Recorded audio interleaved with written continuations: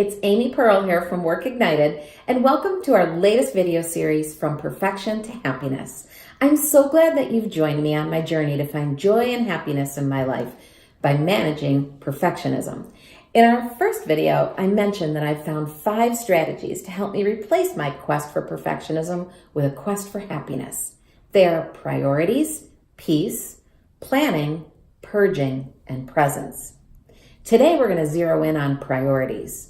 You know what drives me crazy? People who encourage women like you to have it all. You should have the perfect career, perfect marriage, perfect children, perfect home, perfect body, perfect friends who do perfect girls' nights out. And oh, by the way, go to night school, Bible study, book club, and all those volunteer activities. It's a recipe for disaster. Let's look at this from a business perspective. A study was conducted among 1,800 global executives. 64% of them reported having too many conflicting priorities. The survey findings suggest that this stems from the company's incoherence, their strong tendency to chase growth initiative after growth initiative, often with little success. In fact, our research reveals that as an executive team's priority list grows, the company's revenue growth in fact declines relative to its peers. Just like at work, we allow unrealistic standards to be set for us in all aspects of our Pinterest perfect lives. Here's the dilemma with that. When you try to have it all, you end up with almost nothing, or at least nothing worth having, because it's impossible to do everything really well. So you end up with mediocre everything and a sense of personal failure and frustration. And if you're dropping the ball someplace along the way, you probably are frustrating your boss, partner, children, friends, and other important people in your life. We need to stop trying to have it all, or at least stop trying to have it all at the same time. We do that by setting clear priorities. That's right. You need to make yourself a cup of tea or grab a bottle of wine and think about what's really important to you. Try this. Experts agree that there are typically 11 areas that you could focus on at any given time. Now, if I want to sleep 7 or 8 hours a day, that leaves less than 2 hours a day for each of these. No wonder we can't meet our standards. So it's time to think about what's truly important to you. Now, you can tackle this in different ways. Sometimes the choices we make in life dictate our priorities. For example, I've chosen to have children, so while they were young, I made them a priority. Sometimes there's something in your life that you absolutely love. You know it's your passion. I love my job. I love going to the office. I love being with my customers. I love developing new products and programs. People might ask why I work at night when everyone else is binge watching reality TV. The answer is simple. I like to work, so it's a priority for me. But I know in order to do that, I have to give up something else. In my case, I've given up having the magazine-ready home.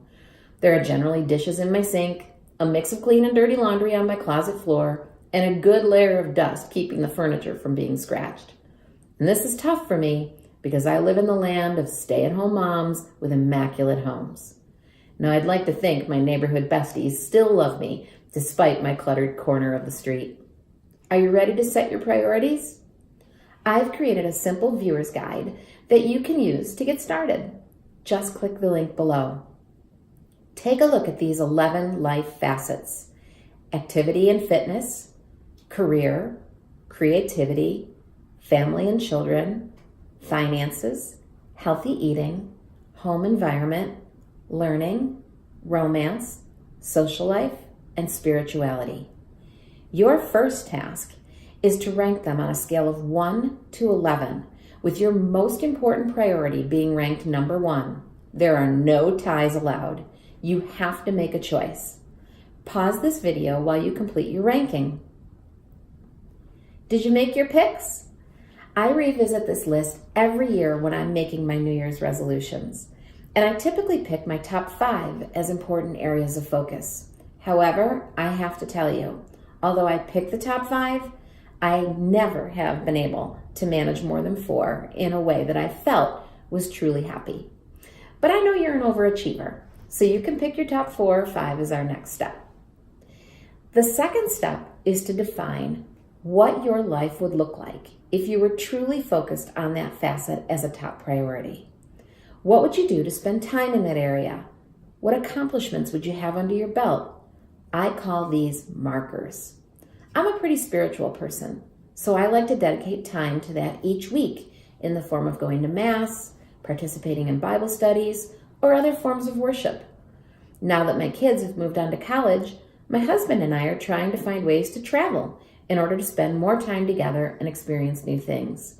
And as you already know, I love to work, so I've established some markers there too. Listen, sister, I'm not going to judge, and who cares if anyone else does? Decide what's important to you and make a list of simple things or ambitious things that you can do to spend more time focusing on those priorities. One of my neighbors, her name is Tara. She's amazing. She has 6 kids, most of whom she's homeschooled. I'm pretty sure that she has a class during the day called house cleaning because her home is spotless. In her spare time, she refinishes furniture, gives piano lessons. Heck, I think she's even sung in a band. Most mornings, when the weather's nice, Tara sits on her front porch with a cup of what I assume is coffee or tea, although with 6 kids, it could very well be vodka.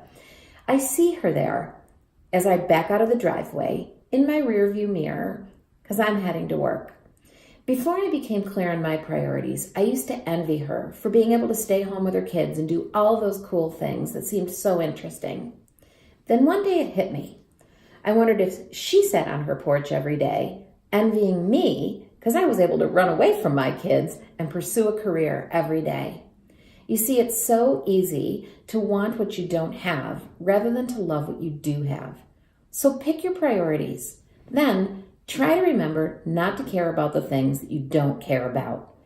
Keep watching this video series for more frameworks, tips, and techniques that are easy to use. Each video is less than 10 minutes long, so it won't take long to get more ideas for immediate action. And of course, feel free to add your own tips and comments below. Try something new today to ignite your life.